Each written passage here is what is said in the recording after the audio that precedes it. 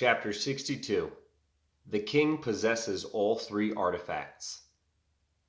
As you can see, the king said pleasantly behind them, I am quite busy right now, so whatever matter you've come here with, I assure you it can wait. I am going to kill you, grumbled Foxfire, with real tears of pain and anger in her eyes. The king frowned down at her and rolled her arm enough that they could hear something crack. Foxfire screamed, and the sound was enough to get Alexander moving. He dug into his knapsack and found the scalpel, which had been carefully wrapped, and carefully unwrapped the sharp blade. When he lunged toward the king, he jabbed the blade out and swished it through the air. The king stepped off of Foxfire and laughed. Alexander helped her to her feet, holding the scalpel out like it was his last tooth. The king reached down and took the sword. It made the scalpel look invisible. With a smile on his face, the king walked over to the one-armed monk and grabbed the staff with his free hand. When Candide tried to kick the king with his bare feet, the king simply ground his heel into the foot that was still on the ground and gave him a shove. Candide let go of the staff and fell over the edge of the balcony as well. The piglet jumped after him. Now, with all three artifacts in his possession, the king turned towards Alexander. The purple stone dimmed to nothing, and it was only then that Alexander noticed the third stone on the crown was black. He was suddenly lifted off the ground and thrown over the edge of the balcony as well, and because there were bushes down below, he survived the fall just as everyone else had. He, who was Alexander, slipped the scalpel back into his knapsack and helped Foxfire to her feet. Her arm was limp, and she winced every time it had to be moved. Interestingly, it was the same arm that Candide had lost and that Pimples had lost during his revolt against the king. Trix yipped in happiness because she didn't think she was ever going to see her owner again, but then she yelped in fear because the unbeatable monster was coming closer to the castle. The other Italians had probably heard about this creature before, so many of them were trying to breach the castle's front gate and kill the king before the monster could get them. And because I think unbeatable means something else in Italian, some of them were still trying to fight the thing. We need to get out of here, Alexander yelled out, since there was so much noise now. But Candide was just lying there, lip trembling, and staring at the bottom bricks of the castle wall. The piglet was hopping up and down on his stomach, but he wouldn't budge. His one hand was slowly rubbing the stump of his other side. Even though I expected the monk of Rome to be the happy, optimistic character among the company, it turns out that he was very upset with the world outside of his community. And Foxfire also sat with her back against the castle wall. She stared up at the unbeatable thing, and she shook her head. We didn't even scare him, she whispered. And since Alexander couldn't hear a whisper, he kept shouting at her that they needed to get moving.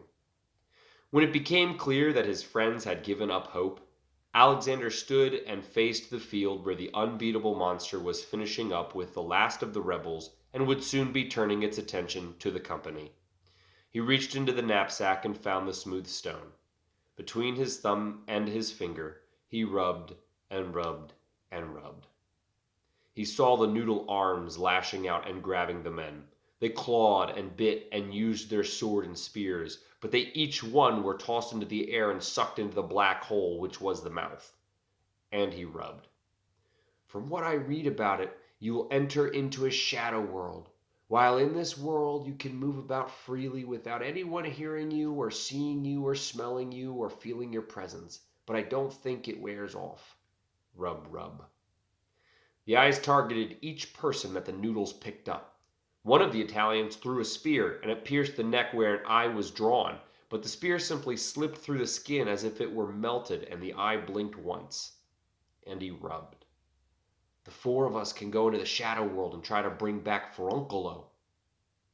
Rub.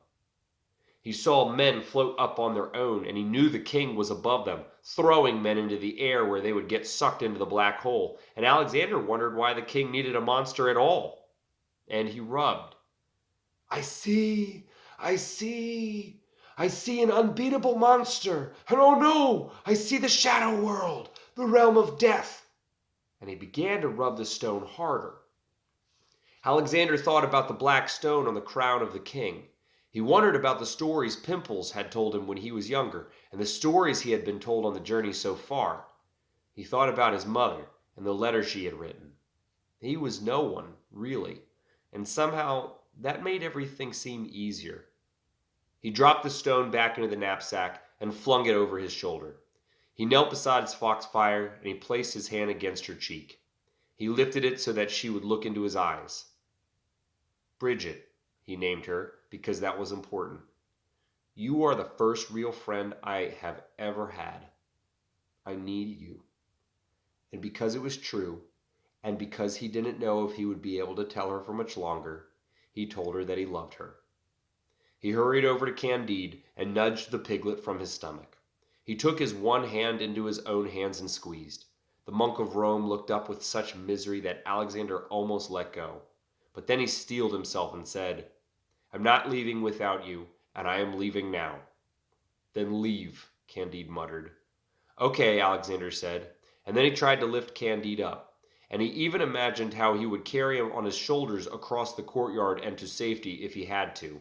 He knew it would be hard, and he could even feel his shoulders cracking at the thought of it, but Candide was so much heavier that Alexander couldn't even get him off the ground. Ouch! Candide complained. Okay, fine, let me go. This is embarrassing. And then he stood up on his own. I have a plan, Alexander told him. We lost the sword, Foxfire said. And the staff, muttered Candide. Oink, said the pig. I don't know what the fox said. I have a plan, he repeated, and then he took each of their hands and led them to the backside of the castle.